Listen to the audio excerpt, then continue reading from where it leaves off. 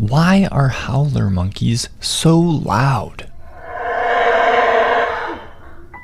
Well, if you look underneath their lower jaw, you'll find something strange. A bone.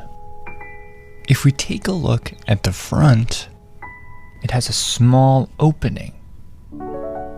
It's completely hollow inside. When a howler monkey makes its irresistible mating call, the sound travels up its throat and enters this bone. Then it reflects off the walls.